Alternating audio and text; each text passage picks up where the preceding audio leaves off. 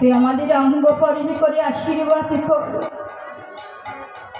আমি যেন তোর তোর আশীর্বাদে আমরা ভিক্ষা করে আসিতে পারি। রেখে চড়া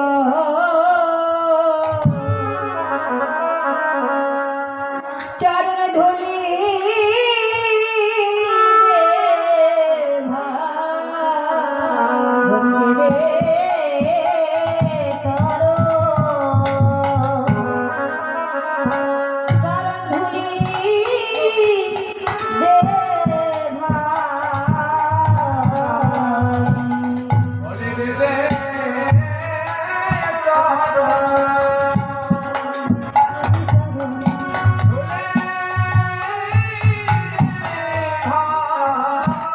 আশীর্বাদ নিয়ে এবার দুই ভাই চলেছে ভিক্ষা করতে।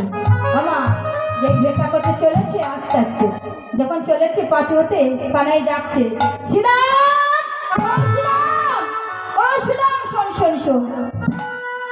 তুমি কানাই আবার ডাকলে? শোন, তারা হলো সুশব্দ ব্রাহ্মণ। তারা দেবতার সন্তুষ্ট করিবার জন্য যজ্ঞ করছে। আর ওদের নিকটে জানো হেদে দেরে খারে মেরে এসব রাখালিয়া বলি যেন বলিস না। তবে হেদে দেরে খারে বলিস না রে,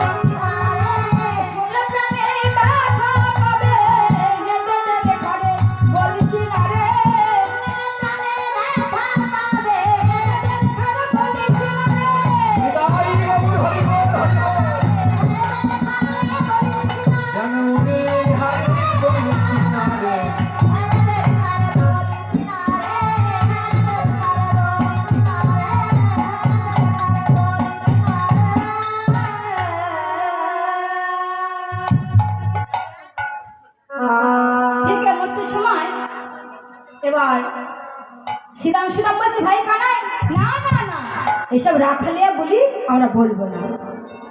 এবার বদলে রামকৃষ্ণ নাম করতে করতে তারা চলেছে। Ram Krishna Ram Krishna Ram Krishna Ram Krishna Ram Ram Krishna Ram Krishna Ram Krishna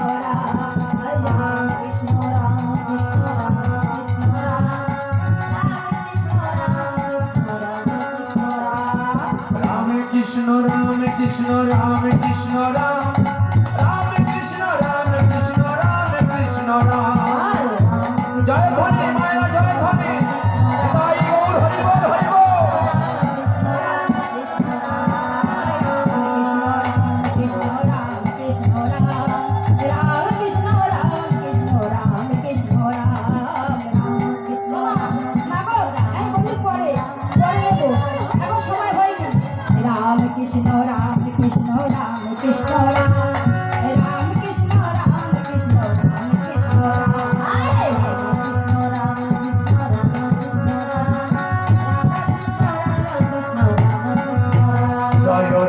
Krishna Ram Krishna Ram Krishna Ram Ram Krishna Ram Krishna Ram Krishna Ram Krishna Ram Krishna Ram Krishna Ram Ram Krishna Ram Krishna Ram Krishna Ram Krishna Ram Krishna Ram Krishna Ram Ram Krishna Ram Krishna Ram Krishna Ram Jai Bhani Jai Bhani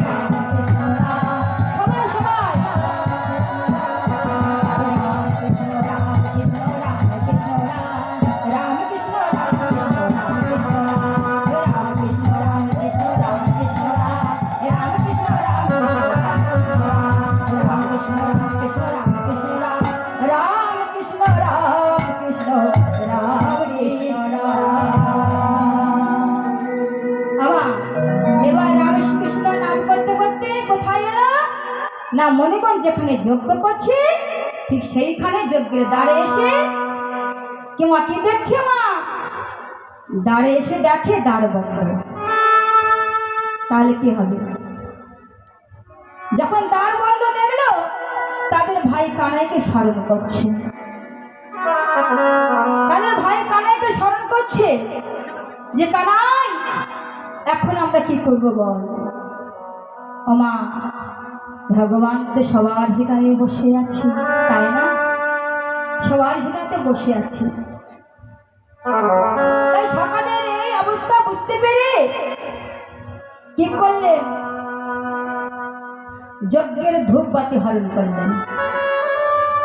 কারণ ওই মনে যে যজ্ঞের মধ্যে আছে, যে ঘরের মধ্যে আছে, সেই যজ্ঞ ধূপ বাতি যখন প্রয়োজন হয়েছে লাগবে তো, যজ্ঞ করতে গেলে ধূপ ধুনো লাগবে, তাই না?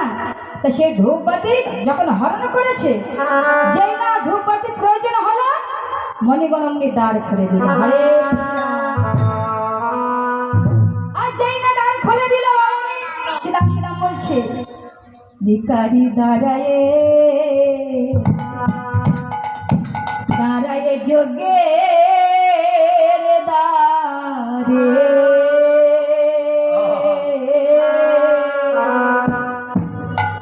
ভিখারি দাঁড়ায়ে দাঁড়ায়ে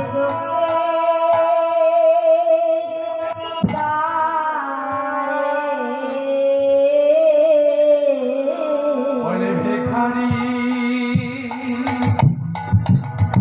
দাঁড়ায়ে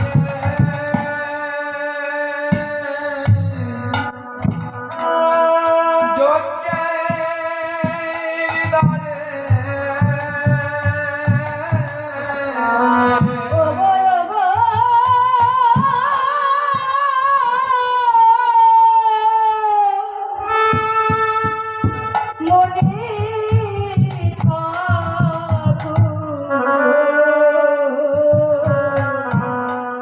ভিখারি দাঁড়ায়ে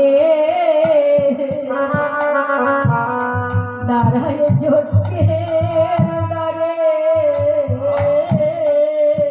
বলিও গো ও গো ও গো, নিতাই গৌর হরি বল হরি বল হরি বল।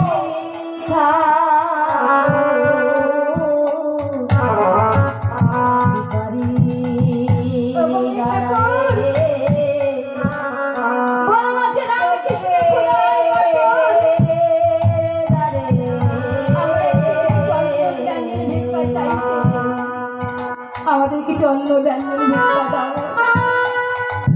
ভিখারি দাঁড়ায়ে যজ্ঞে